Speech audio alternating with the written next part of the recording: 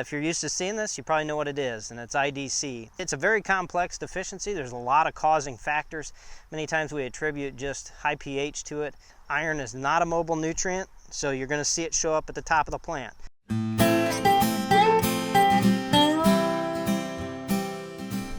Hi, my name is Phil Long.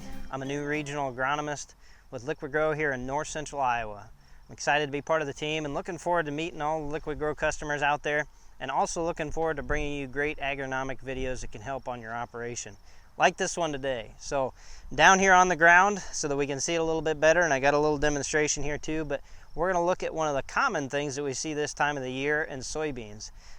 Can be very frustrating and definitely can see a lot of yield loss from it, but it's one that we see in north central Iowa show up almost every year, wet or dry it seems like, but we're going to talk about some of the issues. So what are we looking at? If you're used to seeing this, you probably know what it is, and it's IDC. IDC is iron deficiency chlorosis, and that is a deficiency, but a lot of times in many seed guides and so forth it may be categorized as a disease. It's a very complex deficiency. There's a lot of causing factors. Many times we attribute just high pH to it, but it's really more than just a high pH issue in the field, because it can be outside those high pH areas. If you actually go out there and soil sample many times, it can be caused by obviously high pH, which allows carbonates, free carbonates, as we get wet soils in the spring in a low-lying area like this one, or even on side hills.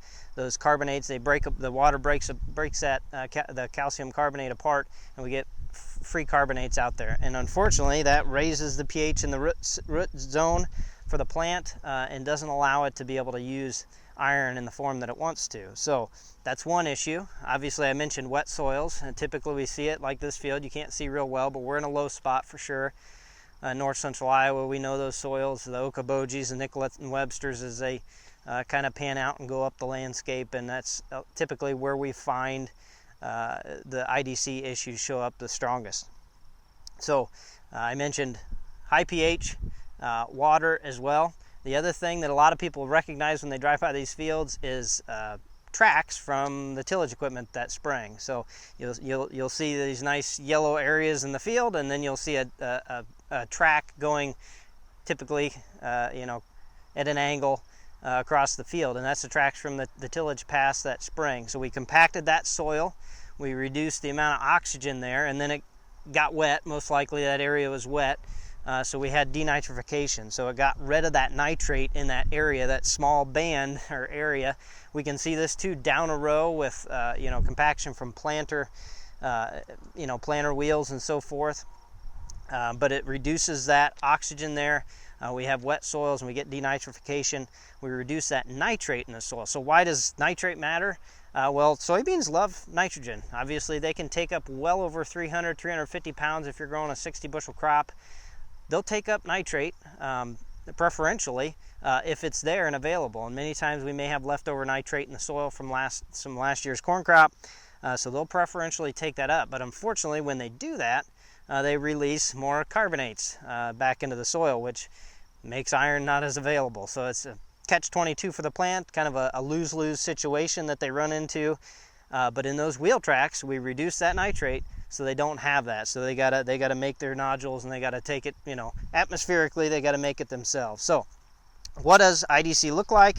I got, obviously we can see the yellowing. If you look at this field, which you can't see the whole field, but this area is definitely yellowing. Interveinal chlorosis at the top of the plant. Iron is not a mobile nutrient, so you're going to see it show up at the top of the plant. That's why I ripped all the leaves off this. This is not a very short, tiny weather event. I stripped all the leaves off these plants because that's forcing it to regrow just that new growth there at the top, and it's going to additionally extra stress this plant, kind of like a hail damage situation would be, put a lot of stress on it, so a deficiency, a non-mobile nutrient deficiency like iron will show up.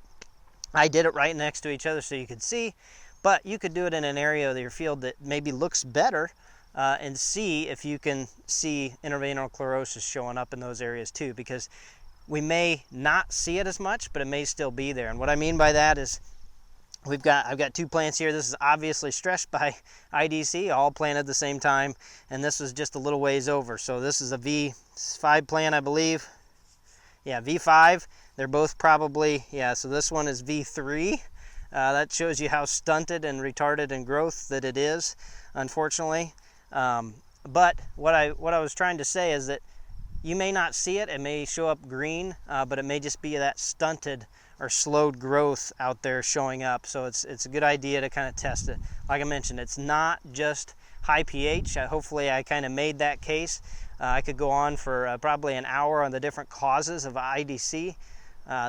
There's many causes, and so I just want everybody to understand it's complex. It's not just high pH. Can we just throw a bunch of sulfur out there? No, that's not going to solve the problem. Many times it's in actual not even as high a pH. It's in more neutral pH, maybe wet area or a side hill seep or something that has a lot of water and just creates some extra carbonates. But like I mentioned, a lot of things going on when it comes to IDC. So what can we do about it? That's the age-old question. I know we've been battling this for a long time. Well, number one, genetics are always improving, and soybean genetics, soybean varieties are your number one combatant to IDC. So if you have a field that has a lot of IDC issues, every year you plant soybeans there, you should be planting a defensive soybean variety that can tolerate IDC better.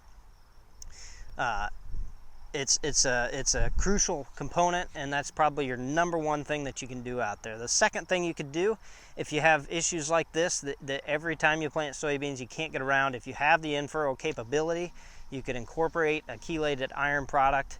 There's many of them out there. Soy green is probably one of the more common ones, but there's many of them out there. Just make sure you're getting an ortho chelate, and make sure that that's going to be available to the plant. So those are the top two. The chelate doesn't always completely solve the problem, but it can help a lot. The third thing I'd say is many times you see these issues and you'll see a dark green spot where maybe they lifted the planter and a bunch of seed fell out. So there's a really thick patch of soybeans.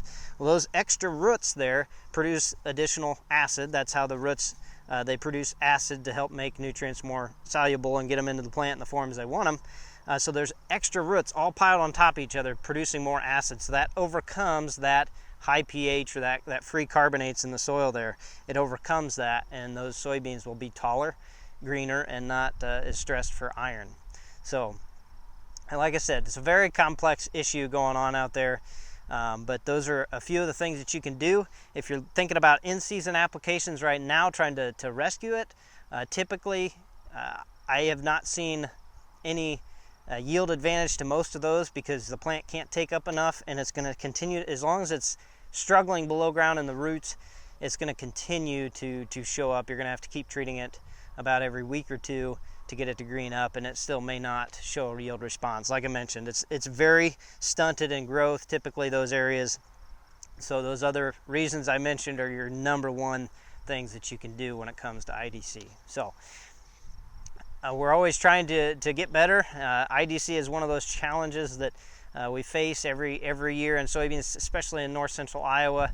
Like I mentioned, it can show up really stark in wet years especially, but even in those dry years. So keep it tuned to watching our videos, and we'll help you out as much as we can. I look forward to continuing to produce these as we go along. Thanks for watching. Stay in the know with Liqui-Grow.